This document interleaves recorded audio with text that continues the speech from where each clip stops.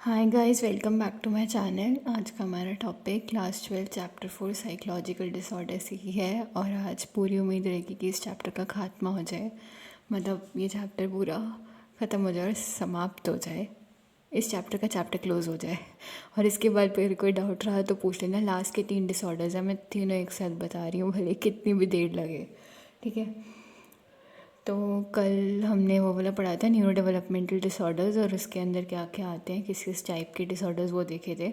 उसमें से भी अगर कुछ समझ ना आया हो तो प्लीज़ पूछ लेना भाई। तो आज का disruptive impulse control and conduct disorders है। ये भी बच्चों के ऊपर ही ज़्यादा देखा जाता है। और इस डिसऑर्डर के अंदर, मतलब इस डिसऑर्डर कैटेगरी है ना डिसऑर्डर्स की, हम DSM-5 वाला जो पढ़ रहे हैं उसमें कैटेगरीज बना रखेंगे कि किसके अंदर कैसे कैसे डिसऑर्डर्स आते हैं। तो इसके अंदर 2 आते हैं वैसे, ऑपोजिशनल डेफिएंट डिसऑर्डर और दूसरा वाला कंडक्ट डिसऑर्डर है। पहले देख रहे हैं कि ऑपोजिशनल डेफिएंट डिसऑर्डर वाले बच्चे कैसे होते हैं या उनमें क्या क्या देखने को मिल सकता है। तो ये as inappropriate amount of stubbornness दिखाते हैं, यानी कि उम्र के हिसाब से या उम्र से ही थोड़ा अजीब तरीके का इनमें ज़िद्दीपना भरा होता है। ये बहुत ज़िद्दी होते हैं, बहुत ज़्यादा ज़िद्दी। लाइक छोटे बच्चे में पता है, ठीक है, होते हैं ज़िद्दी, पर जिस चीज़ पे अड़ियलपना उनको ऐसा होता है, एक बार जिस चीज़ पे कर दे हाथ फिर वो चाहिए उन्हें। लेकिन इनका अलग लेवल का होता है, मैंने कल भी बताया था, ये हद पार ज़िद्दी होते हैं क्योंकि एज इनअप्रोप्रिएट है, अपनी उम्र के हिसाब से ये एक्ट नहीं करते और बिना सोचे समझे, तो पता ही है छोटे बच्चे ज़्यादातर करते ही हैं एक्ट, ठीक है। तो ये बहुत ज़िद्दी होते हैं, इरिटेबल होते हैं, इरिटेट करते रहते हैं दूसरों को अपनी ज़िद से ही, या जो इनको चाहिए उसके पीछे पड़ पड़ के। डेफिएंट होते हैं, ट्रबलसम होते हैं ये ना थोड़े से, मतलब जहाँ जाएंगे कोई ना कोई दिक्कत मुसीबत क्रिएट करेंगे, इनका नेचर थोड़ा उस हिसाब से। डिसोबीडियंट, कितना भी कर लो, कितना भी कुछ कह लो, कोई बात नहीं मानेंगे तुम्हारी। इन्होंने ठान रखी है कि तुम्हारी या किसी एल्डर की, किसी बड़े की सुननी नहीं है, सिर्फ अपनी करनी है। जो अपने मन में आ रहा है, जो हम करना चाह रहे हैं बस वही करेंगे, किसी की सुननी नहीं है, किसी की कोई बात तो माननी ही नहीं है, गलती से भी नहीं माननी, चाहे वो हमारे लिए अच्छी बात हो चाहे बुरी बात हो। किसी का भी ऑबे नहीं करना, किसी को भी रिस्पेक्ट भी नहीं देना, किसी को भी ऑबे नहीं करना, किसी की बात नहीं माननी, खुद को ही सुपीरियर समझना है, ठीक है। और हॉस्टाइल मैनर में बिहेव करते हैं ये थोड़ा सा, मतलब लाइक किसी के भी साथ ना तुम्हें फ्रेंडली होते हुए नहीं दिखेंगे, बहुत ही अजीब तरीके से रहेंगे, एकदम लड़ने झगड़ने पे उतरने वाले, थोड़े अग्रेसिव नेचर के भी हो सकते हैं। अग्रेसिव वैसे एंटी सोशल में ज़्यादा होते हैं।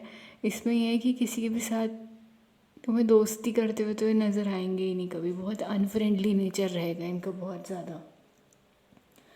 लाइक जैसे होता है ना, इंसान मिलता जुलता है, सोशली इंटरेक्ट करता है, कहीं दोस्ती करता है, हाँ ठीक है, दुश्मन भी होते हैं पर दोस्तियाँ भी तो होती हैं। इनके दुश्मन दुश्मन होंगे, दोस्तियाँ नहीं होंगी, ये है बस सीन। बाकी मैं लास्ट में हॉस्टाइल वाले में कंफ्यूज मत होना, फिर भी बता दूंगी। वैसे तो अनफ्रेंडली नेचर है हॉस्टाइल का मतलब यहाँ पे। और यही जिन बच्चों को या जिन लोगों को ODD, यही ऑपोजिशनल डेफिएंट डिसऑर्डर होता है, ये खुद को ऐसे नहीं देखते कभी कि ये एंग्री हैं, मतलब ये गुस्से में रहते हैं 24 घंटा, या सब पे चिल्लाते ऐसे रहते हैं, या ऑपोजिशनल हैं, ये सबके साथ ऑपोजिट जाने वाले, क्योंकि किसी की बात ये ना सुनते ना मानते, हमेशा ऑपोजिशनल पार्टी होती है ना जैसे पॉलिटिक्स में, वैसे ही एक्ट करते हैं ये हर बारी। इनका अलग ही डायरेक्शन में जा रहे होते हैं, बिल्कुल बिल्कुल अलग ही चीज़ करना चाहते हैं, जिसके बाकी सब लोग ऑपोजिट होंगे, और जो बाकी सब कर रहे होंगे ऑब्वियसली ये उसके ऑपोजिशन में खड़े हैं, तभी ऑपोजिशनल टाइप का नेचर है थोड़ा, इस वजह से डिसऑर्डर का नाम भी यही है, ठीक है।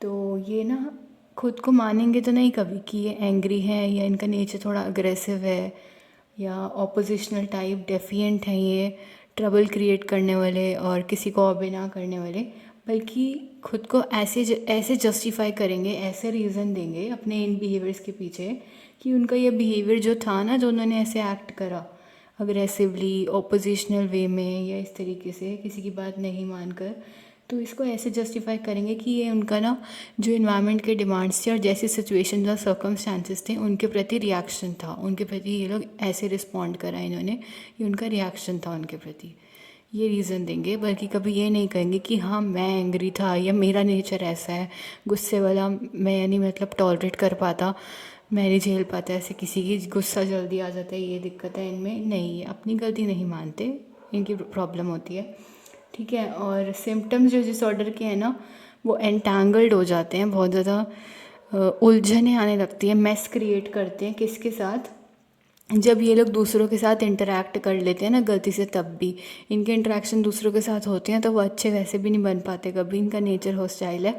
प्लस प्रॉब्लमैटिक इंट्रैक्शन होते हैं इनके दूसरों के साथ, और उसमें भी एंटैंगल्ड हो जाते हैं, बहुत उलझे हुए रिलेशन हैं, ठीक है। लिखा है ना, symptoms of disorder become entangled, मतलब जो इनके डिसऑर्डर जो है ना इनको, उसके सिम्टम्स, उसके लक्षण ही बहुत एंटैंगल्ड होने लग जाते हैं, प्रॉब्लमैटिक इंटरेक्शन जब इनके दूसरे लोगों के साथ होते हैं तब।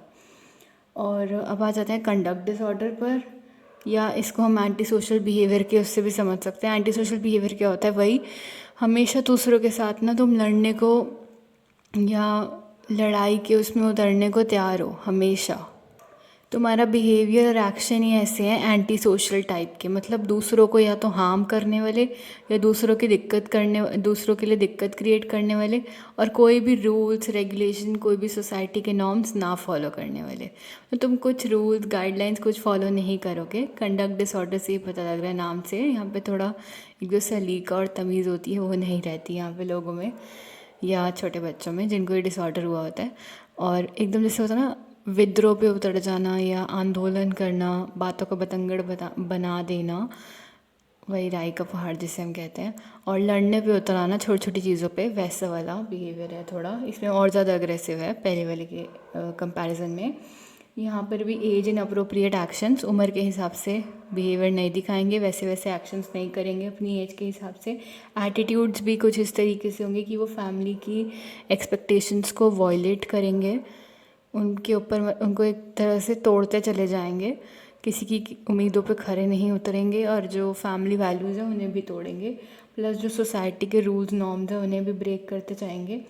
और दूसरों के ना जो राइट्स होते हैं ना उनको भी ये लोग वॉयलेट करते हैं, प्लस प्रॉपर्टी राइट्स जो होते हैं दूसरों के उनको भी वॉयलेट करते हैं। मतलब इस वाले में ये लोग इस हद तक अग्रेसिव और गुस्से वाले होते हैं कि ये चीज़ें वीज़ें भी तोड़ देंगे, ये भी देखेंगे कि चल मेरा नहीं है सामने वाले का, नहीं बस तोड़ फोड़ मचानी है मचाओ, बिकॉज एंटी सोशल है, हर बार लड़ाई के लिए उतरने वाले, विद्रोह करने वाले, जैसे वो नहीं कहते धरने पे बैठ गए हैं अपनी ज़िद मनवाने के लिए, और जो चाहिए उसे पूरा करवाने के लिए इतने ज़िद्दी भी हैं। वैसे ज़िद्दी ऊपर वाले में ज़्यादा है, इस वाले में अग्रेसिव ज़्यादा है, कंफ्यूज मत होना, ठीक है।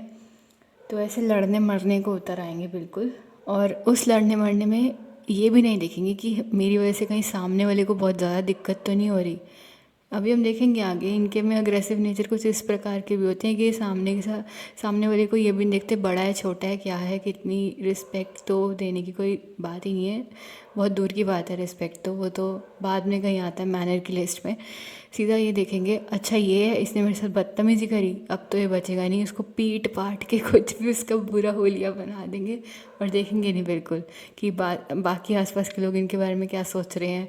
उसका सामान वामान तोड़ दिया, इतना डिस्ट्रक्शन हो गया, उसको भी पूरा होलिया बिगाड़ दिया मार कूट के उसको, नहीं इन्हें कोई फ़र्क नहीं पड़ेगा, इनको बस रहता है अच्छा चल इसने मेरे साथ बदतमीज़ी करी थी, मेरा फ़र्ज़ है इसको ऐसे इसकी सज़ा देना, बस मैंने कर दिया अपना काम, ठीक है। और इनके बिहेवियर्स टिपिकल होते हैं कंडक्ट डिसऑर्डर के, जैसे कि इसके अंदर अग्रेसिव एक्शंस आ सकते हैं, वही मार धाड़ वाले और गुस्से वाली चीज़ें ऐसे काम करते हुए, ऐसे एक्शन करते हुए पाए जा सकते हैं, जिसकी वजह से ये दूसरों को डराएंगे, दूसरों को हार्म कॉज करेंगे, और एनिमल्स को भी मारेंगे।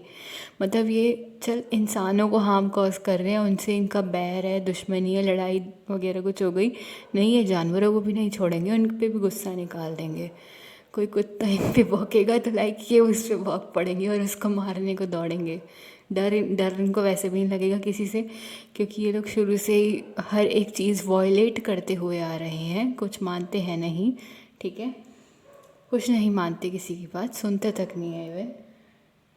जो कहता है ना कि चल सुन तो लिया हम मानेंगे नहीं, एक कान सुन के दूसरे से निकाल देंगे, नहीं इनका वो सीन भी नहीं है, दूसरे की उसके लिए भी, दूसरे को थोड़ा रिस्पेक्ट देने के लिए भी नहीं सुनते ये।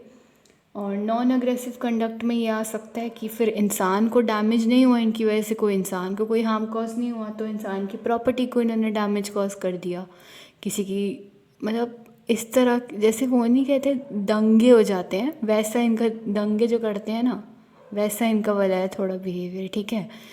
कि चल उसने मेरे साथ बदतमीज़ी करी थी, मेरा नेबर ऐसा है, मैं इसका स्कूटर ही जला कर आ जाता हूँ, बात ही ख़त्म।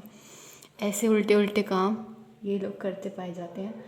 और नॉन अग्रेसिव कंडक्ट में वही कि उस ह्यूमन को हार्म कॉज नहीं करा बट उसका प्रॉपर्टी डैमेज कर दिया। मेजर डिसीटफुलनेस और थेफ्ट, यही चोरी चकारी और रॉबरीज़ में ज़्यादा, फिर क्राइम्स में ज़्यादा पड़ जाते हैं क्योंकि गुस्से और मार धाड़ वाले बहुत होते हैं और किसी की सहन नहीं कर पाते। ये अपना निकाल देंगे अच्छे से, लिमिट के बाहर गुस्सा दिखाएंगे और लेकिन किसी का एक अक्षर नहीं सुन पाएंगे अपने खिलाफ़, बहुत विद्रोह करने वाले हैं। मेजर डिसीटफुलनेस, किसी न किसी को धोखा देते हुए आए दिन पाए जाएंगे, किसी न किसी को कोई झूठी अफवाह फैला देंगे, कुछ झूठी बात बताएंगे, किसी को वो बात मानने पे मजबूर करेंगे जो कि बात इन रियलिटी बिल्कुल सच नहीं है। कुछ दूसरे के साथ धोखाधड़ी करते पाए जाएंगे, डिसऑनेस्ट रहते हैं बहुत ज़्यादा, सच्चाई ईमानदारी वो वाली चीज़ इनके अंदर नहीं है। और ऑब्वियस सी बात है कैसी होगी जब वो अपनी फैमिली वैल्यूज़ को ही तोड़ के आ रहे हैं आगे, उनको सही गलत का ही फ़र्क नहीं पता। और एक जो फैमिली की उम्मीदें हैं उनसे उनके ऊपर ही खरी नहीं उतरी, प्लस जो सोसाइटी के रूल्स हैं उनको भी ब्रेक कर चुके हैं, ठीक है। तभी शायद इंसान नहीं तो उसके प्रॉपर्टी डैमेज पे उतर आए हैं। और ये सामने वाले के राइट्स के बारे में भी नहीं सोचते कि सामने वाले को इनकी वजह से हार्म कॉज हो रहा है, या वो इरिटेट हो रहा है, ये ट्रबल क्रिएट कर रहे हैं इनके, नहीं। इनको बस इससे मतलब है कि इसने मेरे साथ ऐसे करा है गलत और मुझे वो बुरा लग गया, तो बस मेरे को कैसे से करके इससे बदला लेना है, इससे निकालना है, इसको वही सब वापस या उसका डबल ट्रिपल करके देना है वापस, ठीक है। जैसे पंच मारते हैं ना, किसी ने कुछ बकवास कर दी तो आगे 2-4 गालियाँ धैड़ धैड़ धैड़ दे दी, साथ में 2-3 बजा भी दिए, ले भाई मेरा हिसाब भी पूरा हुआ तू भी रख।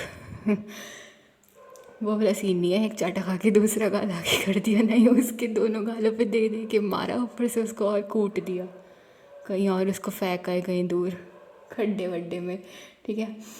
और रूल वायलेशन इनका बहुत ज़्यादा तगड़ा रहता है भाई, किसी का भी कोई रूल, कहीं भी बाहर जाएंगे वहाँ पर रूल्स हैं, सब लोग ऑर्डर में हैं, एक वो मेंटेन है, डिसिप्लिन पूरा डेकोरम मेंटेन है उस जगह का, नहीं इनके लिए कोई रूल नहीं है, ये लोग नहीं मानेंगे, कोई रूल फॉलो नहीं करेंगे। एक्सप्लॉयटेशन और वायलेशन होता रहेगा, एक्सप्लॉयटेशन लोगों का और रूल्स का वायलेशन, इनके आगे कुछ नहीं है, बस ये सबसे ऊपर सबसे पहले सुपीरियर, खुद को ऐसे समझते हैं। और जैसे कि हमने देखा ही ऑपोजिशनल वाले में भी कि ये कैसे जस्टिफाई करते हैं, इनको कभी भी ये नहीं लगता कि ये गुस्से में है या ये थोड़ा अजीब तरीके से एक्ट कर रहे हैं, नॉर्मली नहीं है, उस टाइम पे कैसे जस्टिफाई करते हैं अपने बिहेवियर को। ऑपोजिशनल वाले की बात कर रही हूँ अभी, ठीक है। उस टाइम पे ये लोग कैसे जस्टिफाई करते हैं अपने बिहेवियर को, ऐसे जस्टिफाई करेंगे ये लोग उस टाइम पे कि ये तो मेरा इन्वायरमेंट के जो सर्कमस्टांसेस, जो सिचुएशंस मेरे आसपास क्रिएट हो ना, उनके प्रति रिस्पॉन्ड है मेरा, उनके प्रति रिएक्शन है मेरा, कि मैं उनके प्रति ऐसे एक्ट कर रहा हूँ जो स्टिमुलस आया बाहर से, ठीक है। इस वाले में कंडक्ट वाले में ही ये लोग अलग अलग टाइप के अग्रेसिव बिहेवियर दिखाते हैं। वर्बल अग्रेशन हो गया, अब्यूसिव लैंग्वेज यूज़ करेंगे, सामने वाले को ये नहीं देखेंगे छोटा है बड़ा है, बस इंसल्ट कर देंगे। आर्ग्यूमेंट पे उतरना दूर की बात, सामने वाले की ले लेंगे ये लोग अच्छे से, उसका लोल काट देंगे, ठीक है। इंसल्ट कर देंगे, नाम बोल बोल के चढ़ाना जैसे बच्चे स्कूल में करते हैं, और अपना ये पंगे लेना खुद सामने से उसको इरिटेट करके, फिर उसके बाद उसके साथ बहुत ज़्यादा बकवास अब्यूसिव लैंग्वेज कर देना, बहुत ज़्यादा हद पार गालियाँ देना। फिज़िकल एग्रेशन, हिटिंग, फाइटिंग, उसको मतलब उसको ना वही हाथापाई करना, सिंपल लैंग्वेज में हाथापाई करना, उसको मजबूर करेंगे, पहले उसे गुस्सा दिलाएंगे, उसके बाद उसे मारने पे जब उसे भी लगेगा ना कि चल बहुत फालतू बकवास हो रही है, अब हद पार हो रही है, मुझे भी गुस्सा आ रहा है, वो फिर इतने में उसको मारने पे उतर आएंगे, हाथापाई पे। होस्टाइल एग्रेशन, इसमें दूसरों के लिए बहुत मतलब दूसरों के साथ बिल्कुल भी अच्छे ये लोग हैं नहीं, फ्रेंडली नेचर तो इनका है ही नहीं, इनका एक तरह से फिर वो ना आगे मकसद बन जाता है, इनका काम वही हो जाता है, दूसरों को हार्म ही करना है, बस हमें दूसरों को नुकसान ही पहुंचाना है। ये नहीं देखते कि मेरी वजह से कोई दुखी हो रहा है, कुछ हो रहा है, नहीं, इनकी वजह से दूसरों को इंजरी हो जाए चलेगा, एक्सीडेंट हो जाए किसी का चलेगा, इनको बस ये रहेगा चल हम खुश हैं, हमारा गुस्सा शांत हुआ या हमारा इससे बदला पूरा हो गया, बात ही खत्म, हिसाब बराबर, हिसाब चिट्टा हुआ, ठीक है। तो ऐसे ऐसे काम ये लोग करते पाए जाते हैं। प्रोएक्टिव अग्रेशन में यही है कि बुली करेंगे दूसरों को तब भी जब उसकी कोई गलती नहीं होगी, सामने से उसने कुछ करा नहीं होगा। इनका गोल डायरेक्टेड बिहेवियर ही ऐसा हो जाएगा, काम ही ऐसे करेंगे, इनका मकसद ये बन जाएगा कि दूसरे को हमें हार्म पहुंचाना है कुछ भी करके। और प्रोएक्टिव वाले में तो और भी ख़तरनाक है, फिज़िकल हार्म से बियॉन्ड जाके हार्म पहुंचाना है किसी को। अभी ये सिर्फ मारा दहाड़ी तक नहीं रोकेंगे, उसके आगे तक जाएंगे, उसकी वो लिमिट क्रॉस करके वैसा कुछ और गलत करके, क्राइम ऐसा कुछ और बुरा उसके साथ करके, उसका और नुकसान करके, अपना सिर्फ प्रॉफिट देख के उसका लॉस मचा के और कुछ बुरा उसके साथ करके ऐसा हार्म पहुँचाना है उसको। ये इनका फिर मेंटालिटी हो जाती है, ठीक है। इस बारे में कोई भी डाउट हो तो पूछ लेना। मुश्किल वर्ड्स मैं एक बार बता दूँगी एंड में बताऊँगी, एक बार चिंता मत करना। फीडिंग और ईटिंग डिसऑर्डर्स, इसके ऊपर मूवी भी है टू द बोन, ठीक है। ये भी एक ग्रुप ऑफ डिसऑर्डर्स है जो यंग पीपल में स्पेशली देखा जाता है, लड़कियों में। ईटिंग डिसऑर्डर्स हैं 3 तरह के, anorexia nervosa, bulimia nervosa, binge eating. Anorexia nervosa के अंदर इंडिविजुअल का खुद को लेके, बॉडी इमेज, अपनी फिगर को लेके उसका नज़रिया गलत बना होता है, बहुत बेकार और नेगेटिव वे में, ठीक है, जो सही नहीं होता, जिसके पीछे कोई रीज़न नहीं है, थोड़ा इरेशनल टाइप का है, ठीक है। और गलत नज़रिया जब खुद की बॉडी को लेके बना हुआ है तो वो खुद को एज ओवरवेट देखने लग जाता है कि उसका वज़न बहुत बढ़ गया है।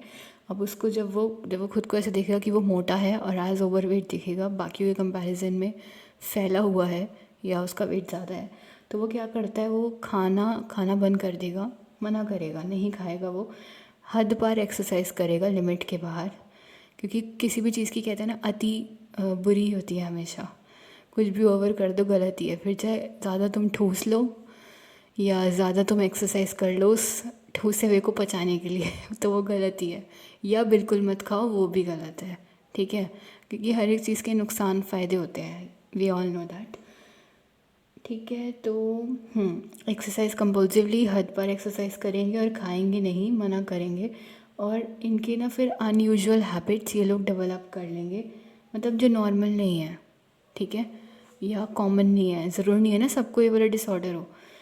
तो ऐसे ये लोग हैबिट्स डेवलप कर लेंगे कि दूसरों के सामने नहीं खाएंगे, ये लोग मना करेंगे खाने को, नहीं खाना इनको, भूखे मर जाएंगे पर खाएंगे नहीं, क्योंकि इनको लगता है ये ओवरवेट है, ये मोटे हो रहे हैं बहुत ज़्यादा, इनको नहीं खाना चाहिए, या इनको खुद को कंट्रोल करना है। ऐसा करें, खुद को ही रेजिस्ट करेंगे, मना करेंगे खाने से, खुद को कंट्रोल करना शुरू कर देंगे, तो ये दूसरों के सामने नहीं खाएंगे। प्लस जिनको ये एनोरेक्सिया नर्वोसा है, ये बहुत ज़्यादा हद तक वेट लूज़ कर चुके होंगे इन रियलिटी, फिर भी ये खुद को भूखा मारेंगे इस हद तक कि इनकी मरने वाली हालत हो जाए। मतलब असल में क्या होगा, ये बहुत ज़्यादा वेट लूज़ कर चुके हैं यही हरकतें कर के, ठीक है, खुद को मोटा समझ के, ना खाकर बिल्कुल भी भूखे रह कर ये बहुत ज़्यादा वेट लूज़ कर चुके हैं और आगे भी खुद को भूखा ही मार रहे हैं इस हद तक कि इनकी मरने वाली हालत भी हो सकती है, ठीक है। क्योंकि सुनेंगे नहीं, खाएंगे नहीं, डिसऑर्डर है भाई, इन्हें एनोरेक्सिया नर्वोसा, कुछ तो उसके आफ्टर इफेक्ट देखने को मिलेंगे ना। देन बुलिमिया नर्वोसा थोड़ा सा अलग है उससे। इसमें क्या करेंगे ना ये लोग, एक बारी में बहुत सारा अमाउंट ऑफ फूड भर के ठूस के खा लेंगे, अच्छे से पेट फुला लेंगे मतलब जितनी भूख नहीं है ना इनको, इसमें ही उतना भी ठूस लेंगे लिमिट के बाहर तक, बहुत ज़्यादा अच्छे से, बिना खुद को रोके बहुत सारा ये लोग भर के एक बारी में खा लेंगे। बाद में उल्टी करेंगे, ऐसी मेडिसिन, ऐसे ड्रग्स लेंगे जैसे लैक्सेटिव्स हो गए, डायूरेटिक्स, ऐसी मेडिसिन लेंगे और उसके बाद वॉमिटिंग। बुलिमिया नर्वोसा में मतलब ये लोग अच्छे से पहले ठूस के भर के खा लेंगे लिमिट के बाहर, जितना ये खा भी नहीं सकते उससे ज़्यादा ये लोग अच्छे से ओवर, एकदम कहते हैं ना गले तक भर गए, इतना ज़्यादा ऐसे भर के ये लोग खा पी लेंगे। और उसके बाद फिर मेडिसिन जैसे ड्रग्स देंगे, लैक्सेटिव्स, डायूरेटिक्स, जिससे कि उस खाने को ये लोग बाहर निकालें, वॉमिटिंग, उल्टी करेंगे, फिर इतना सारा जो ठूसा है ना उसको निकालने के लिए। और उसके बाद इनको ना थोड़ा डिस्गस्टेड भी फील होगा, खुद पर भी शर्म आएगी, थोड़ा अजीब और बुरा भी लगेगा। खुद पर ये लोग शर्मिंदा टाइप फील करेंगे, गिल्टी हो गई इन्हें जब ये लोग ऐसे उल्टी करेंगे ना तब। और उसके बाद ये टेंशन रिलीव हो जाएंगे, इनकी टेंशन हो जाएगी ख़त्म। और नेगेटिव इमोशंस इन्हें ऑब्वियसली बात आने लगेंगे जब ये लोग उल्टी कर चुके होंगे। भाई खुद देखो, पहले ही लोग अच्छे से ठूस के खा लेते हैं, बहुत सारा भर भर के जितना इन्हें खाना है, और लिमिट के बाहर भी कभी कभार एकदम अनकंट्रोलेबल वे में, क्योंकि नॉर्मल इंसान की तरह नहीं खाएंगे ना, फिर भर भर के बहुत सारा खा लेंगे। उसके बाद ऐसी दवाइयाँ लेंगे जिसकी वजह से वो खाना बाहर निकाल सके। उल्टी करेंगे तो उनकी बॉडी का तो कुछ लगा ही नहीं, प्लस वीकनेस और आ गई, कुछ न्यूट्रिशन नहीं गया। उसके बाद इनको आते हैं नेगेटिव इमोशंस, गलत गलत फीलिंग्स, गलत गलत विचार। पॉजिटिव बहुत दूर है, डिसऑर्डर में नेगेटिव नेगेटिव ही चलता है सब। बिंज ईटिंग, यहाँ पर लगातार ऐसे एपिसोड्स उस इंसान की लाइफ में देखने को मिल सकते हैं जिसे ये डिसऑर्डर है, कि वो बहुत ज़्यादा भर भर के ठूस ठूस के खा रहा है, आउट ऑफ कंट्रोल। मतलब ऐसा हो रहा है जैसे हाथ से निकल चुका है वो, ना किसी की सुनेगा ना मानेगा, हद पार ठूसेगा। बोली मियाँ से भी ज़्यादा ठूस रहा है वो यहाँ पर। चल उसमें उसने एक बारी में भर के खाया, फिर उसने दवाइयाँ लेके उल्टी करके बाहर निकाल दिया, डन। इसमें क्या कर रहा है, इसमें वो ठूस ठूस के बहुत सारा भर के खा लेगा, आउट ऑफ कंट्रोल ईटिंग करेगा। मतलब ऐसे आए दिन इंसिडेंट होने लगेंगे जो तुम्हें देखने को मिलेंगे बार बार, फ्रीक्वेंट एपिसोड्स होंगे ऐसे। और इतना तेज़ी से खाएगा वो, इतना तेज़ी से, जो कि जैसे कोई नॉर्मल इंसान, नॉर्मल बंदा नहीं खाता खाना, वो ऐसे खाएगा। खाने की स्पीड भी उसकी बहुत तेज़ हो जाएगी, और लगातार खाता रहेगा तब तक जब तक उसे अनकंफर्टेबल फील होने ना लग जाए। मतलब एक होता है कि भर गया बॉन्ड नहीं खाया जा सकता, वो उसके भी हद पार करके खाएगा। तब तक खाएगा जब तब तक उसे अनकंफर्टेबली फुल फील नहीं होगा। तो उसका पेट फटने को नहीं हो जाएगा ना, बहुत ज़्यादा भर लिया अब तो बस एक दाना भी अंदर नहीं जा सकता, ये उसके भी जब वो वाला सीन भी आएगा उसके बाद भी लोग ठूसते रहेंगे, कॉन्टीन्यूस ईटिंग करेंगे।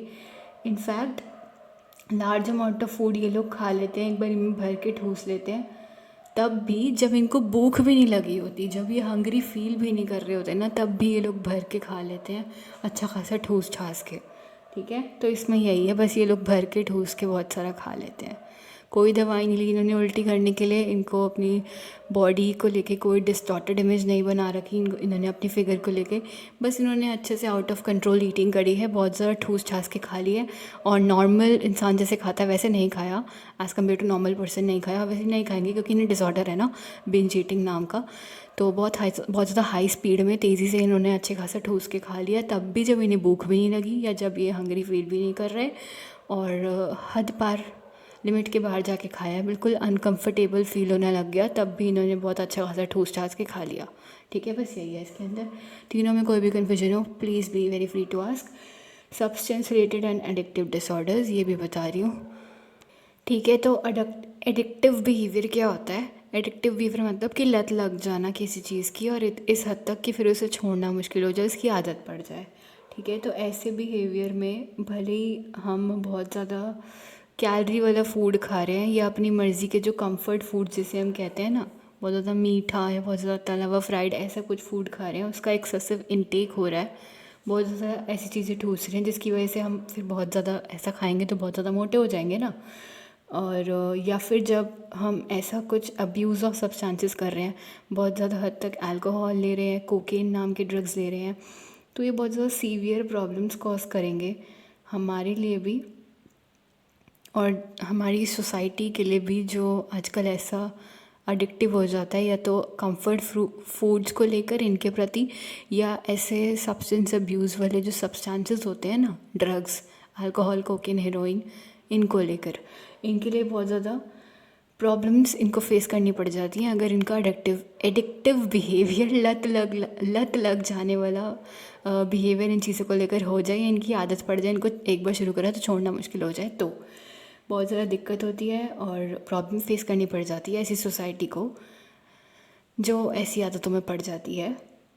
ठीक है, तो डिसऑर्डर्स जिनकी वजह से, या जो रिलेट करते हैं माल अडेप्टिव बिहेवियर्स के साथ, एनवायरनमेंट में अडेप्ट नहीं करने देते, हमें ढलने नहीं देते, जैसे बाकी सब नॉर्मल लोग चलते हैं या रहते हैं सिचुएशन के हिसाब से, खुद को बदलते हैं, ढालते हैं। वैसे नहीं हैं हम, अलग हैं उनसे। क्यों? क्योंकि हमें ये वाला डिसऑर्डर है, एज सिंपल एज दैट। जिसकी वजह से क्या रिज़ल्ट निकल के आता है कि जो रेगुलर हमारा डेली का रूटीन है वो तो सड़ा हुआ हो जाता है, वो तो ख़राब हो गया। जब उसमें ड्रग्स घुस गए तो हेल्थ की परवाह तो वैसे भी नहीं करी, क्योंकि ड्रग्स घुस गए हैं ना बीच में। अच्छा, तो इन डिसऑर्डर्स का वैसे हमने ये सोचा कि कनेक्शन क्यों बताया मालअडैप्टिव बिहेवियर के साथ, इनको क्यों रिलेट करा, क्यों जोड़ा है। क्योंकि इन डिसऑर्डर्स में मालअडैप्टिव बिहेवियर इसलिए आ जाता है, तब आता है कि जब रेगुलर कंसिस्टेंट बार बार ऐसे सब्सटेंसेस का यूज़ कर रहे हैं हम, जिनके अंदर मतलब ऐसे सब्सटेंसेस का बार बार हम लगातार यूज़ करते जा रहे हैं, उनको अपनी लाइफ का ऐसा पार्ट बना चुके हैं, जो कि substance related and addictive disorders का पार्ट है। डिसऑर्डर्स जो है वो प्रॉब्लम्स एसोसिएट करते हैं या इनकी वजह से दिक्कत आने लग जाती है जब हम यूज़ करने लगते हैं या अब्यूज़ करने लगते हैं अल्कोहल का, कोकेन का, टबैको का, सिगरेट्स का, ओपियोइड्स का। ये भी एक ड्रग ही है, बहुत बुरी और बहुत गंदी। या बाकी लोगों में भी कहीं अगर इसे लत लग गई है, हमारे आसपास के रिलेशन के लोगों में भी जो हमसे रिलेट करते हैं किसी भी तरीके से, या सोशली जिनके साथ हम इंटरेक्ट करते हैं, उनको भी अगर इन चीज़ों की लत लग गई है तो ऑब्वियसली हमारे लिए भी दिक्कत है ही, क्योंकि उनके इफ़ेक्ट्स वो तो झेलेंगे, साथ के साथ हमें भी झेलने ही पड़ेंगे। भाई हम उनसे मिलते जुलते हैं ना। तो इनकी वजह से क्या प्रॉब्लम्स होती हैं अगर इन ड्रग्स में हम पड़ जाएं या इनको बहुत ज़्यादा यूज़ करने लग जाएं या इनको अपनी लाइफ का एक पार्ट बना लें, तो इनकी वजह से दिक्कत ये आने लगती है कि ये ना एक इंसान के सोचने के तरीके को ना बदल देते हैं, ट्रांसफॉर्म कर देते हैं, चेंज करते हैं, ऑल्ट्रेशंस आने लग जाती हैं एक इंसान के सोचने के तरीके में, एक इंसान के फील करने के तरीके में, कि वो कैसे महसूस कर रहा है चीज़ों को, कैसे फील कर रहा है, और बिहेव करने के तरीके में कि वो कैसे एक्ट कर रहा है अपने इन्वायरमेंट में, क्या बिहेवियर शो कर रहा है वो।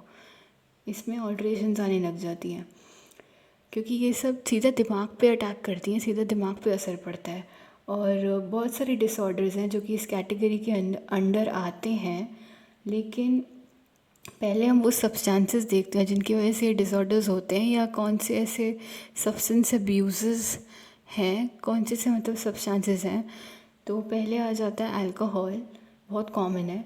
जो लोग अब्यूज़ करते हैं अल्कोहल ड्रिंक्स के साथ, शराब के साथ, वो लार्ज अमाउंट में रेगुलरली ये चीज़ें जो लेते हैं, या इनके ऊपर ही डिपेंड हो जाते हैं, इनके ऊपर ही रिलाई करने लग जाते हैं डिफ़िकल्ट सिचुएशंस में, स्पेशली अपने स्ट्रेस को या टेंशन को, एंजाइटी को, वरीज़ को कम करने के लिए या खुद से दूर करने के लिए, एंड सिंपली उन्हें भूलने के लिए, अपना माइंड डाइवर्ट करने के लिए, खुद को शांत करने के लिए, काम और रिलैक्स फील करवाने के लिए। जो लोग दारू पीते हैं ना बहुत ज़्यादा हद तक रोज़ रोज़, ये इनके ऊपर डिपेंड हो जाते हैं, वो आगे जाकर बहुत कुछ फेस करते हैं, बुरा बुरा और गलत गलत, और हेल्थ को नुकसान पड़ता ही है उनकी। ठीक है, मतलब धीरे धीरे ये जो ड्रिंकिंग है उनकी, वो इंटरफेयर करने लग जाती है, इंटरप्ट करती है, दिक्कत करने लगती है उनके सोशल बिहेवियर के साथ भी। बाहर वो लोगों के साथ कैसे मिलजुल रहे हैं, कैसे इंटरेक्ट कर रहे हैं, उस पर भी इसका नेगेटिव इन्फ्लुएंस, बुरा असर पड़ने लग जाता है। और वो कैसे सोच रहे हैं, कैसे काम कर रहे हैं, उसको भी बहुत ज़्यादा हद तक sorry sorry sorry sorry sorry ये जो हिला अभी, सॉरी, असल में फ़ोन जैसे मैंने सेट करा ना, बता भी नहीं सकती, क्योंकि रिंग लाइट टूट चुकी है 2-3 दिन से। खैर सॉरी, रियली वेरी सॉरी इस इंटरप्शन के लिए। टॉपिक पे आ जाते हैं। ठीक है, तो मैं क्या बता रही थी कि ये ड्रिंकिंग फिर धीरे धीरे इंटरफेयर करने लगती है, अड़ंगा डालने लगती है, या डिस्टर्बेंस करने लगती है उनके सोशल बिहेवियर के साथ, और बुरा असर डालती है उनके सोचने की क्षमता पर और उनके काम करने की कैपेबिलिटी पर। और उनकी बॉडी फिर एक टॉलरेंस बिल्ड कर लेती है, मतलब उनकी बॉडी को भी ना फिर एक आदत पड़ जाती है, वो सहन करना शुरू हो जाती है, या वो ऐसी सहन शक्तियाँ डेवलप कर लेती है कि चाहे जितनी ड्रग्स उनकी बॉडी में तुम डाल दो, उनको मज़ा ही आएगा, उनको अच्छा लगेगा। इवन उनको ये लगता है कि अभी भी ना ड्रग्स ली तो हैं, और धीरे धीरे आदत पड़ जाती है ना जब, तो इसका अमाउंट बढ़ जाता है। फिर पहले 1 बोतल पीते थे, अब 2-3 बोतल पीने लगे हैं। भाई 1 बोतल में वो इफ़ेक्ट महसूस नहीं हो रहा, वो असर नहीं लग रहा हमें कि हमने कुछ पिया भी है ना, वो फील नहीं हो रहा, तो इसे दूसरी तीसरी बोतल भी दे ली। इस हद तक उसके ऊपर निर्भर हो चुके होते हैं। ठीक है, तो ये लिखा है कि उनकी बॉडी टॉलरेंस बिल्ड कर लेती है अल्कोहल के लिए, और वो फिर ज़्यादा अमाउंट में इसको पीने लग जाते हैं उसके इफ़ेक्ट्स को महसूस करने के लिए। और एक्सपीरियंस करते हैं विड्रॉल रिस्पॉन्सेज जब वो ड्रिंक करना छोड़ते हैं। मतलब बेसिकली उसको अपनी लाइफ से फिर रिमूव करना या उसको छोड़ना थोड़े टाइम के लिए भी इनके लिए बहुत ज़्यादा नामुमकिन टाइप साबित होने लगता है। बहुत मुश्किल हो जाता है क्योंकि इनको बुरी वाली लत आदत पड़ गई होती है इन चीज़ों की। उन चीज़ों को लेकर ये क्या अडिक्टिव हो जाते हैं। और अल्कोहलिज्म डिस्ट्रॉय करता है बहुत ही सारी मिलियंस ट्रिलियंस ऑफ फैमिलीज़ को, परिवारों को, सोशल रिलेशनशिप्स को, दूसरों के साथ जो हमारे संबंध हैं उनको तो करेगा ही, और हमारे करियर्स को भी करेगा। ऑब्वियसली जब तुम शराब पी पी के काम करने जाओगे तो काम कुछ होगा नहीं, इवन जूते चप्पलें मार मार के तुम्हें बाहर भगा दिया जाएगा ऑफिस से, या पता नहीं अगर कहीं और कुछ और होता हो तो मुझे वो नहीं पता। ठीक है। इंटॉक्सिकेटेड ड्राइवर्स, अच्छा ठीक है, जो ये पी पी के चला रहे होते हैं ना गाड़ी एंड ऑल, वही सबसे ज़्यादा रिस्पॉन्सिबल होते हैं सड़क पे होने वाले एक्सीडेंट्स के लिए। ठीक है, क्योंकि एक तरह से पॉइजन ही है।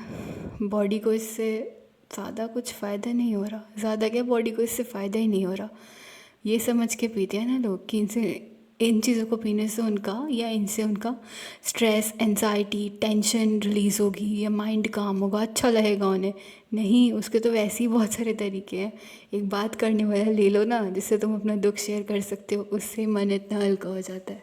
इन सब चीज़ों पर निर्भर होना तो इज़ लाइक हेल्थ भी ख़राब कर रहे हैं और अपने साथ ही बुरा कर रहे हैं बहुत हद तक। पैर पे कुल्हाड़ी मारने वाला काम हो गया। खुद के साथ बुरा कर रहे हैं, साथ के साथ आगे को भी नष्ट करते चले जा रहे हैं, अपने फ्यूचर को भी। अब देखो इसमें बता रखा है कि इनके ना सीरियस इफ़ेक्ट उनके ऊपर भी पड़ते हैं। अब जैसे कोई पी रहा है तो उस जो पी रहा है उसके जो बच्चे हैं ना उसके ऊपर भी गलत इफेक्ट ही पड़ता है इन चीज़ों का। Serious effect on children of person with this disorder. एक सेकेंड, मतलब जिन लोगों को ये डिसऑर्डर हुआ होता है उनके जो बच्चे हैं उनके ऊपर भी इसका गलत असर पड़ता है। उनके बच्चों को भी फिर बहुत ज़्यादा हद तक हाई रेट में साइकोलॉजिकल प्रॉब्लम्स होने लगती हैं, दिमागी दिक्कत होने लगती है, पर्टिकुलरली बहुत ज़्यादा चिंता होना, या वो भी फिर डिप्रेशन में जाने लगते हैं। उनको भी बहुत ज़्यादा इरेशनल फियर्स होते हैं, फोबियाज़ के बारे में हमने पढ़ा था, फोबियाज़ होते हैं, या वो भी फिर आगे जाके इन्हीं चीज़ों पर निर्भर होने लग जाते हैं। क्योंकि जनरेशन टू जनरेशन जब उनके पेरेंट्स इन चीज़ों पर निर्भर थे तो बच्चों पर भी उसका गलत नेगेटिव इफेक्ट पड़ेगा। वो हेरिडिटी जीन्स से कुछ ना कुछ तो ट्रांसफ़र होगा ना उनमें भी, तो वो भी फिर बहुत ज़्यादा शिकार बन जाते हैं सब्सटेंस रिलेटेड डिसऑर्डर्स का। और हद पार ड्रिंकिंग करना सीरियसली डैमेज करता है इंसान की फ़िज़िकल हेल्थ को, उसकी बॉडी को, इम्यून सिस्टम को, माइंड फंक्शनिंग को। ठीक है, मेन बुरा असर तो उसकी हेल्थ पर ही पड़ रहा है ना। और इल इफ़ेक्ट्स कुछ और गलत नेगेटिव असर जो अल्कोहल के पड़ते हैं हमारी हेल्थ पर, वो हो सकते हैं हमारे जो साइकोलॉजिकल फंक्शनिंग है, दिमाग की काम करने की क्षमता, वो ख़राब होने लगती है, जो कि आगे 4.2 बॉक्स दिया हुआ है, मैं समझाऊंगी अभी, उसके अंदर इफ़ेक्ट्स लिखे हुए मैं बताऊंगी। नेक्स्ट आ जाते हैं हीरोइन पे, इसके क्या क्या बुरे असर पड़ते हैं बॉडी पे और ये कैसे कैसे दिमाग ख़राब करती है एक इंसान का।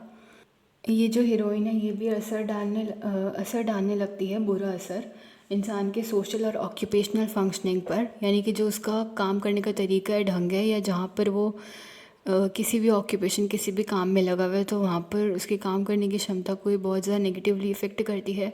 प्लस सोशली वो जहाँ जहाँ इंटरेक्ट कर रहा है वहाँ पर भी बुरा असर पड़ता है, उसके नेचर की वजह से औरों को भी दिक्कत आने लगती है। और कुछ अब्यूज़र्स जो कि होते हैं इस ड्रग को लेने वाले, हीरोइन नाम की ड्रग को लेने वाले, वो आगे इसके ऊपर डिपेंडेंस डेवलप कर लेते हैं, इसके ऊपर निर्भर होने लग जाते हैं और अपनी लाइफ को ही इसके अराउंड रिवॉल्व करने लग जाते हैं, इस सब्सटेंस के ऊपर। कौन सा सब्सटेंस? हीरोइन, जिसके बारे में वो भी पढ़ रहे हैं। ठीक है, और इसके लिए क्या है, वही टॉलरेंस बिल्ड कर लेते हैं, उनकी बॉडी भी इसके ऊपर निर्भर होने लगती है, आदत पड़ जाती है ना उन्हें, तो उसको सहन करना वो शुरू हो जाते हैं। इवन लिमिट के बाहर भी लेना शुरू कर देंगे क्योंकि आदत पड़ी हुई है, और रोज़ रोज़ ले रहे हैं ज़्यादा अमाउंट में, तो छोड़ना मुश्किल होता है ना। तो वही विड्रॉल रिएक्शन एक्सपीरियंस करते हैं जब उसको 1-2 मिनट के लिए, लाइक मिनट नहीं कहूँगी बट 1-2 दिन के लिए या आधे 1 घंटे के लिए जब पीते नहीं है ना, लेना बंद करते हैं, तो विड्रॉल रिएक्शन आने लगता है। उसको अपनी लाइफ से रिमूव नहीं कर पाते, हटा नहीं पाते, रेजिस्ट करती है उनकी बॉडी को भी, फिर वो बुरी बुरी आदत लग जाती है इस चीज़ की कि हाँ इसे लेना है, ये भी रूटीन में है, लाइफ का एक पार्ट है, इसे लिए बिना ना रहा नहीं जा रहा, अधूरा फील हो रहा है, ये फील आती है उनको।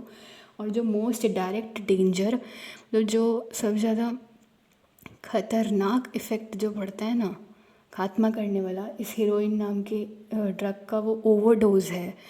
लिमिट के बाहर या जितना लेना चाहिए ना उससे बहुत ज़्यादा ले लिया, जो कि हमारे ब्रेन का रेस्पिरेटरी सेंटर है, जो ब्रीथिंग फंक्शनिंग में ब्रीथिंग के जो सारे हमारे मस्कुलर एक्टिविटी के सॉरी जो ब्रीथिंग में इन्वॉल्व होते हैं ना, रेस्पिरेटरी सेंटर्स हमारे सांस लेने में, ब्रीथिंग फंक्शनिंग करने में, उसको ये स्लो डाउन कर देगा, उस प्रोसेस को धीरे धीरे कर देगा ब्रेन से जो हो रहा है, ठीक है। और पैरालाइजिंग ब्रीथिंग होने लग जाएगी।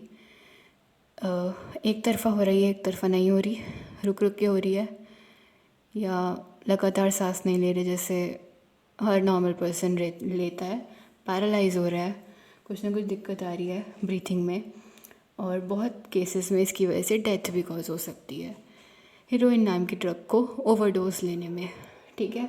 कोकेन, रेगुलर यूज़ कोकेन नाम की ड्रग का करने से क्या होता है, पैटर्न ऑफ एब्यूज़ क्रिएट हो जाएगा, जिसकी वजह से पर्सन जो है वो इंटॉक्सिकेटेड होता चला जाएगा, दिन पर दिन जहरीला होता चला जाएगा, दिन पर दिन उसकी बॉडी और ज़्यादा ख़राब और डिटोरियोरेट होती जाएगी। डैमेज बहुत हद पार कॉज हो चुका होगा उसकी बॉडी को ये ड्रग लेने से, और बहुत ज़्यादा पुअरली, ख़राब तरीके से और बेकार ढंग से वो फंक्शन करेगा अपने सोशल रिलेशनशिप्स में।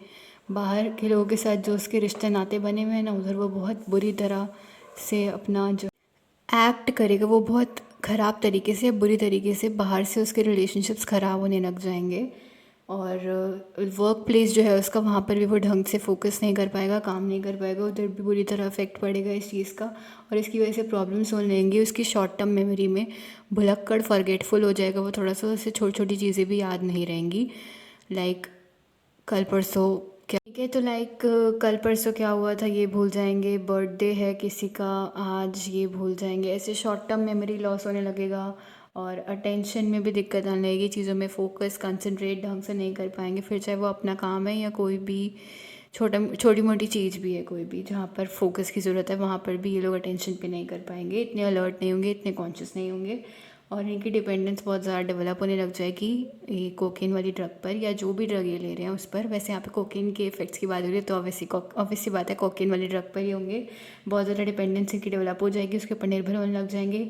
और कोकेन नाम की जो ड्रग है फिर ये उस पर्सन की लाइफ को डोमिनेट करने लगेगी, मतलब कि उस पर्सन की लाइफ को कंट्रोल करने लग जाएगी, और उसकी लाइफ को अपने हाथों में घुमाने लग जाएगी, एक तरह से उंगलियों पे नचाएगी।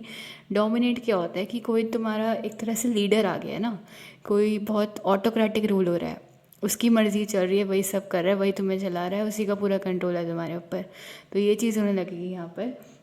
उस पर्सन की ज़िंदगी पे कंट्रोल किसका होगा, इस ड्रग का, जिसके ऊपर वो हद पार निर्भर हो चुका है, जिसको वो चाह कर भी नहीं छोड़ सकता, उसे इस हद तक लत लग गई है ये कोकेन नाम की ड्रग की।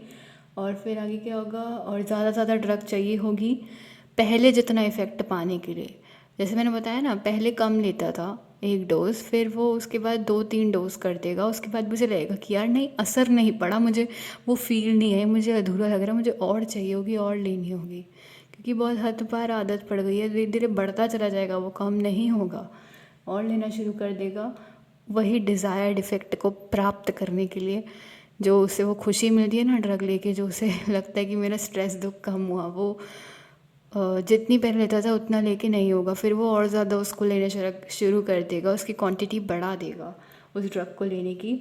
और उसको छोड़ना या उसको लेना बंद करना क्या किस चीज़ में रिज़ल्ट करेगा, कि वो डिप्रेशन का शिकार बन गया है, या उसको बहुत ज़्यादा वीकनेस आने लग गई है उसकी बॉडी में, क्योंकि उसकी बॉडी को भी आदत पड़ गई है ये ड्रग लेने की, उसको सोने में दिक्कतें आने लगी हैं, इरिटेबिलिटी हो रही है, बहुत ज़्यादा इरिटेट हो रहा है, या उसकी वजह से इरिटेट बाकी हो रही है क्योंकि वो इरिटेट कर रहा है सबको, as simple as that. Anxiety, चिंताएँ आ रही हैं उसको, नेगेटिव इमोशंस हो रहे हैं, वरीज हो रही हैं बहुत ज़्यादा। कोकेन जो है वो पोज करती है सीरियस डेंजर्स, एक पर्सन की लाइफ में ये बहुत ज़्यादा खतरा मंडराता हुआ एक लेकर आती है। कैसे, क्योंकि इसके डेंजरस इफेक्ट होते हैं उसके साइकोलॉजिकल फंक्शनिंग पर, उसके दिमाग, माइंड जैसे काम करता है ना, माइंड की फंक्शनिंग पर, और उसकी फ़िज़िकल वेलबींग पर, उसकी बॉडी पर भी बहुत बुरा असर होता है। मतलब कोई भी ड्रग लेना है कि इंसान की अच्छाई की तरफ तो उसे लेकर जाता नहीं, और उसका भला नहीं सोचता ना, तो उसका बुरा बुरा ही करेगा वो फिर, ठीक है। उसका वेलबींग भी बहुत बुरी तरीके से, उसका growth, wellbeing, optimal functioning, maintenance body का कुछ भी ढंग से नहीं होगा, सब उल्टा उल्टा और गलत गलत चलेगा, नेगेटिव वे में, ठीक है। मैं बॉक्स बता रही हूँ इफेक्ट्स ऑफ अल्कोहल। सारे अल्कोहल बेवरेजेस के अंदर इथाइल अल्कोहल नाम की चीज़ होती है। ये केमिकल हमारे ब्लड में जाके एब्जॉर्ब हो जाता है और फिर सेंट्रल नर्वस सिस्टम तक उस ब्लड को जब ये लेके जाता है, जहाँ पर हमारा ब्रेन और स्पाइनल कॉर्ड होता है, वहाँ पर ये डिप्रेस करता है और हमारे ब्रेन की फंक्शनिंग को स्लो डाउन कर देता है।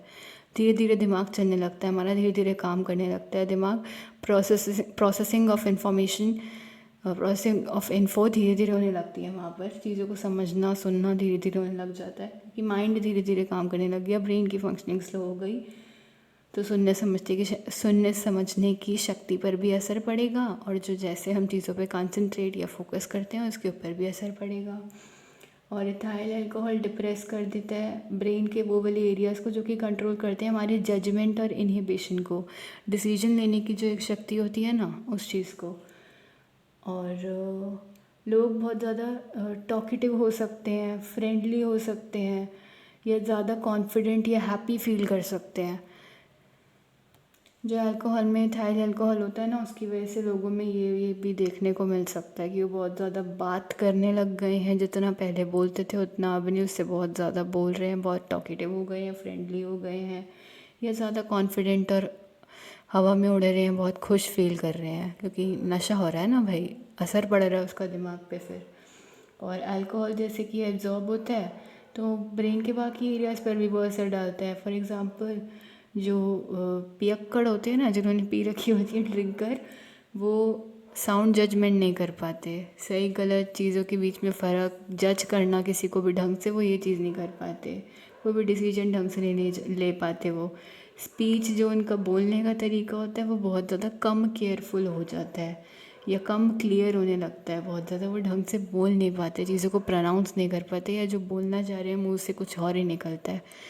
आवाज़ समझ सकते हो तुम लोग कैसी होती है एक ड्रंकर की, या बोलने का ढंग और तरीका, सलीका तमीज़ तो बाद में आएगी, बोलने का ढंग और तरीका तुम लोग समझ सकते हो कि नॉर्मल इंसान कैसे बोलता है और एक पियक्कड़ कैसे बात करता है। मेमोरी फॉल्टर्स, वही याददाश्त कमज़ोर, दिक्कत आने लगेगी मेमोरी में। बहुत सारे लोग बहुत ज़्यादा इमोशनल हो जाएंगे, बहुत ज़्यादा चीख चीख के लाउड बोलने लगेंगे, मतलब आउटबर्स्ट, वेंट आउट फीलिंग्स करेंगे, अपना बाहर निकालेंगे जो अंदर दबा हुआ है इतने टाइम से, ये अंदर रख रखा है, जो अग्रेसिव हो जाएंगे, गुस्से वाले, मार धाड़ करने वाले, चीज़ें उठा उठा के फेंकने वाले, तोड़ फोड़ मचाने वाले, ठीक है। मोटर डिफ़िकल्टीज़ बढ़ सकती हैं, दिमाग में जो नसें होती हैं उनके काम करने में भी दिक्कत आ सकती है। लोग बहुत ज़्यादा अनस्टेडी हो सकते हैं जब वो वॉक कर रहे हैं, चल रहे हैं, क्लमजी वे में परफॉर्म करेंगे, स्ट्रेंज तरीके से, उल्टे सीधे ढंग में तुम्हें दिखेंगे, कोई तरीका नहीं है, मतलब जैसे कहते हैं ना कि एक ढंग से नॉर्मल इंसान है चल रहा है, वो चीज़ नहीं आएगी यहाँ पर। गिर पिट के लुढ़क लुढ़क के चलते पाए जाएंगे।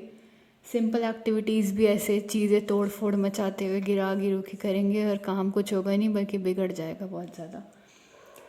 देखने में उनको बहुत दिक्कत आएगी, उनकी आँखों में भी प्रॉब्लम होने लगेगी, उनका विज़न बहुत ज़्यादा ब्लर हो जाएगा, उन्हें चीज़ें साफ़ नहीं दिखेंगी हद बार पीने के बाद या अल्कोहल बहुत लिमिट के बाहर कंज्यूम करने के बाद। और उनको ट्रबल होने लगेगा सुनने में, चीज़ें सुनाई भी नहीं देंगी, दूसरे जो बोल रहा है ना वो भी उन्हें सुनाई नहीं देगा ढंग से कि वो क्या बोल रहा है, क्या कहना चाह रहा है। डिफ़िकल्टी होने लगेगी उन्हें ड्राइव करने में, तभी शायद कहते हैं ड्रिंक और ड्राइव नहीं करना चाहिए, क्योंकि ठोक ठाक देंगे किसी को, विज़न ब्लर हो रहा है ना, सुन पा नहीं रहे हैं, तो हॉर्न वगैरह तो सुनाई देंगे नहीं, क्योंकि अपनी ही दुनिया, अपनी फैंटेसी वर्ल्ड में पहुंच गए हैं। पिक्कड़ लोग देखे होंगे ना तुमने, सिंपल प्रॉब्लम सॉल्व करने में बहुत ज़्यादा डिफ़िकल्टी आएगी, ठीक है। नीचे कॉमनली अब्यूज सब्सटेंसेस बता रखे हैं DSM-5 के क्लासिफिकेशन के हिसाब से। इसमें से बस एक दो नाम तुम लोग याद रखना, वैसे ये पूछा नहीं जाएगा, फिर भी फॉर सेफ्टी पॉइंट, अल्कोहल और टबैको तुम्हें पता है, ओपियोड तुम्हें पता है, स्टिमुलेंट्स पता है, बस 4 नाम याद रख लो, काफ़ी है। इससे पहले वाला बॉक्स समझा देती हूँ, उसके बाद चैप्टर ख़त्म है। पहले वाला ये जो बॉक्स टेबल 4.2 समझाने से पहले स्वेयरिंग का मतलब और होस्टाइल का मतलब बता देती हूँ एक बारी। स्वेयरिंग का मतलब बहुत ज़्यादा रूड लैंग्वेज यूज़ करना, किसी के साथ बहुत ज़्यादा रूडली बात करना और रिस्पेक्ट बिना दिए बहुत bad language, abusive language use करके बात करना किसी से, वर्बल एग्रेशन में आता है ये स्वेयरिंग। और होस्टाइल हमारा होता है अनफ्रेंडली वाला बिहेवियर, दूसरों को लेकर, दूसरों के प्रति बहुत ज़्यादा दूसरों के अगेंस्ट स्ट्रॉन्ग फीलिंग है, नफ़रत भरी हुई है, दुश्मनी है, बैर है, तो अनफ्रेंडली नेचर है और वो गलत इफ़ेक्ट में ही फिर दिखेगा आगे। कैसे भी करके बदला लेने वाली फीलिंग, या जितना भी तुम लोग बुरा बुरा सोच सकते हो किसी को लेकर, वो सोच लो, वही आएगा इसके अंदर वो स्टाइल में। वैसे तो मैंने सारा बता दिया, फिर भी एक बार मीनिंग क्लियर कर दूँ। अब देखते हैं characteristics of individuals with different levels of intellectual disability. ठीक है, तो सेल्फ हेल्प स्किल्स में क्या आता है, इसमें माइल्ड में तुम्हारा जो माइल्ड सेल्फ हेल्प स्किल एक एरिया ऑफ फंक्शनिंग होता है इंसान का, वहाँ पर जो माइल्ड वाले होते हैं लोग, जिनका IQ 55 से लेकर अप्रॉक्स 70 तक होता है, उनको तुम लोग खाना खिलाओगे, तुम्हें करना पड़ेगा उनका ध्यान रखना इस हद तक भी, सेल्फ केयर वाला जो होता है पार्ट, खाना खिलाना। और एक सेकेंड, नहीं सॉरी, जो माइल्ड वाले होते हैं ना वो अपना ध्यान, अपना देख रेख खुद कर लेते हैं, उनको अपना खाना खाना पड़ता है, अपने कपड़े पहन सकते हैं, वो अपने सेल्फ के लिए इतना केयर कर सकते हैं, अपने वॉशरूम नीड्स मतलब टॉयलेट वगैरह आना जाना इतना वो कर सकते हैं अपना, उसमें तुम्हारी हेल्प तुम्हारी ज़रूरत नहीं होती, उस चीज़ में उनको तुम्हारी ज़रूरत या तुम्हारी किसी हेल्प की नीड नहीं होती। जिनका IQ 55 से 70 तक होता है, ये हम देखेंगे IQ रेंज, जो mild, moderate, severe, profound and all आते हैं, इंटेलिजेंस वाले चैप्टर में देखेंगे। यहाँ पर बस यही है कि self help skill area of functioning जो इंसान का है, खुद के लिए सेल्फ केयर के लिए जो चीज़ें करते हैं, नहाना धोना, टॉयलेट जाना एंड ऑल, वो माइल्ड IQ वाले जिनका 55 से 70 होता है, खुद अपना खाना पीना, कपड़े पहनना इतना कर सकते हैं, अपना वॉशरूम आना जाना भी वो कर सकते हैं खुद, उसमें उन्हें तुम्हारी हेल्प की कोई ज़रूरत नहीं है, कोई असिस्टेंस नहीं चाहिए। स्पीच कम्युनिकेशन में ये रिसेप्टिव और एक्सप्रेसिव लैंग्वेज इनकी एडिकेट होती है, एक्सप्रेस कर पाते हैं ढंग से ये लोग, और बातचीत जो तुम इनसे कर रहे हो उसे समझ भी पाते हैं, अंडरस्टैंड करते हैं ये लोग। अकेडमिक्स में कैसे होता है, ऑप्टिमल लर्निंग इन्वायरमेंट दोगे और 3rd से 6th ग्रेड तक ये लोग कर पाएंगे अचीव, अगर इन्हें तुम इनका आसपास का एनवायरनमेंट ऐसे क्रिएट करोगे जैसा उनको चाहिए है, जैसा उन्हें नीड है, ज़रूरत है, ऐसा कुछ डेवलप करोगे आसपास, तो इनकी लर्निंग उस एनवायरनमेंट में हो जाएगी, इनके हिसाब के एनवायरनमेंट में, जहाँ पर ये अडेप्ट कर सके और इनके लायक हो, जहाँ पर ये खुद को ढाल सके। तो ये 3rd या 6th ग्रेड तक पढ़ सकते हैं एकेडमिक लेवल पर स्टडीज़ में देखा जाए तो। सोशल स्किल्स में हाँ इनके दोस्त होते हैं और सीख जाते हैं उनके साथ, जल्दी से वहाँ पर एडजस्ट करना खुद को इनको आ जाता है। वोकेशनल एडजस्टमेंट में इनको जॉब मिल सकती है, जॉब मिल भी जाती है इनके टाइप के एरिया में। और कॉम्पिटिटिव से लेके सेमी कॉम्पिटिटिव तक कंपटीशन रहता ही हमें पता है। और प्राइमरीली अनस्किल्ड वर्क में मिलती है, स्किल्ड वर्क में जॉब नहीं मिलती इन्हें। अडल्ट लिविंग में इनकी शादी भी हो जाती है, इनके बच्चे भी होते हैं और इनको बस थोड़ी सी हेल्प की, थोड़ी सी असिस्टेंस की, केयर की ज़रूरत पड़ती है स्ट्रेस के टाइम पर। मॉडरेट वाले में जिनका IQ 35 से 40 है, अप्रॉक्सीमेटली 50 से 55 भी हो सकता है, इनको सेल्फ हेल्प स्किल में डिफ़िकल्टी आती है, इनको ट्रेनिंग की ज़रूरत पड़ती है और इनको सिखाना पड़ता है self help skill. Self care कैसे करते हैं ना, नहाना धोना, टॉयलेट जाना, वाले कपड़े पहनना, खाना खाना, खुद का ध्यान रखना, देख रेख करना या खुद का सिंपली पालन पोषण करना, इन्हें सिखाना पड़ता है। स्पीच कम्युनिकेशन में रिसेप्टिव एक्सप्रेसिव लैंग्वेज एडिकेट होती है, लेकिन स्पीच प्रॉब्लम्स रहती हैं इनके साथ। अकेडमिक्स में बहुत कम अकेडमिक स्किल्स देखी जाती हैं, 1st या 2nd ग्रेड ही इनमें मैक्सिमल होता है। कहने का मतलब ये कि 1st 2nd क्लास तक ही पढ़ पाएंगे, उससे आगे नहीं। और जो माइल्ड वाला था वो 3rd या 6th ग्रेड से आगे नहीं पढ़ पाते, ठीक है। और मॉडरेट वाले की बात कर रहे थे, उसी पे आते हैं वापस। सोशल स्किल्स में ये दोस्त बनाने के इतनी क्षमता होती है इनमें कि दोस्त बनाने के काबिल होते हैं, ये फ्रेंड्स बना लेते हैं अपने, लेकिन इनको डिफ़िकल्टी आती है सोशल सिचुएशंस में एडजस्ट करने में या वहाँ पर चीज़ों को फेस करने में। या उन लोगों के साथ मिलने जुलने में। सोशल सिचुएशंस में इन्हें दिक्कतें आने लगती हैं। वोकेशन एडजस्टमेंट में थोड़ा सा शेल्टर्ड वर्क एनवायरनमेंट है इनका, मतलब कुछ कुछ चीज़ें ही हैं वहाँ पर, सब कुछ वैसा नहीं है जैसा कि होना चाहिए एक नॉर्मल पर्सन के लिए। और यूजुअली इनको कंसिस्टेंट सुपरविजन की ज़रूरत है, मतलब कोई इनके ऊपर नज़र रखे, इनका ध्यान रखे, इनको गाइड करे ढंग से, लगातार इनको डायरेक्शन दे तो ये लोग कर पाएंगे। और मॉडरेट वाले की बात कर रहे थे ना, मॉडरेट वाले में ही है अडल्ट लिविंग में यूजुअली इन लोगों की शादी नहीं होती है, शादी नहीं करते और बच्चे भी नहीं होते, फिर किसी न किसी पर ये निर्भर रहते हैं, डिपेंडेंट है। सीवियर जिनका IQ 20 से 25 या अप्रॉक्सीमेटली 35 से 40 एंड प्रोफाउंड भी जिनका IQ 20 से 25 से भी नीचे है। यहाँ पर इनके पास सेल्फ हेल्प स्किल में कोई आधी अधूरी स्किल भी नहीं है, बल्कि अपनी पर्सनल नीड्स के लिए ये कुछ लिमिटेड बेसिस पर ही केयर कर सकते हैं। लाइक बस टॉयलेट जा सकते हैं अपने लौट के, बस इससे ज़्यादा कुछ नहीं। एग्जाम्पल दे रही हूँ, ठीक है। स्पीच और कम्युनिकेशन में रिसेप्टिव लैंग्वेज भी बहुत लिमिटेड है इनके लिए, और एक्सप्रेसिव लैंग्वेज भी बहुत ज़्यादा पुअर है, बेकार है, ढंग से एक्सप्रेस नहीं कर पाते जो बोलना चाह रहे हैं उसको। साइन लैंग्वेज जैसे नॉन वर्बल वे में भी नहीं हो पाता इनसे। अकेडमिक स्किल्स कोई नहीं है, स्टडीज़ वगैरह में स्कूल आना जाना वहाँ से कोई लेना देना नहीं है, वो उसमें ये लोग नहीं पढ़ते, उसमें नहीं जा सकते ये।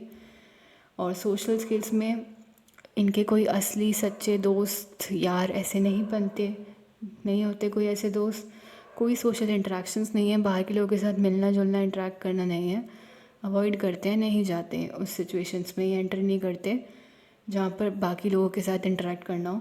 वोकेशन एडजस्टमेंट में जनरली कोई इनको जॉब नहीं मिलती, कहीं एम्प्लॉयमेंट एरिया में नहीं दिखेंगे, कोई ऑक्यूपेशन काम करते नहीं पाए जाएंगे ये बाहर, ना ही गवर्नमेंट सेक्टर में ना ही प्राइवेट में।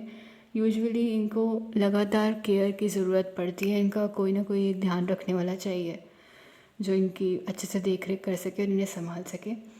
और शादी नहीं होती, बच्चे नहीं होते, और ऑलवेज़ हमेशा ही दूसरों पर निर्भर रहते हैं, डिपेंड रहते हैं, खुद के लिए नहीं कर सकते कुछ, खुद के लिए आगे कुछ करना मुश्किल होता है इनके लिए, एंड दूसरों के ऊपर ही निर्भर हैं पूरी तरीके से हर चीज़ के लिए, ठीक है। यहाँ पर ये चैप्टर ख़त्म होता है, चैप्टर 4 का खात्मा यहाँ पर, सबको मुबारक हो। अब मेरे को किसी ने कहा था कि मैं चैप्टर 1 और 2 उठाऊँ, तो इसके बाद मैं चैप्टर 1 और 2 एक्सप्लेन करना शुरू करूँगी। और उससे पहले इस चैप्टर में किसी भी तरह की कोई भी दिक्कत आती है, please be free to ask, you are always welcome, and thanks for watching.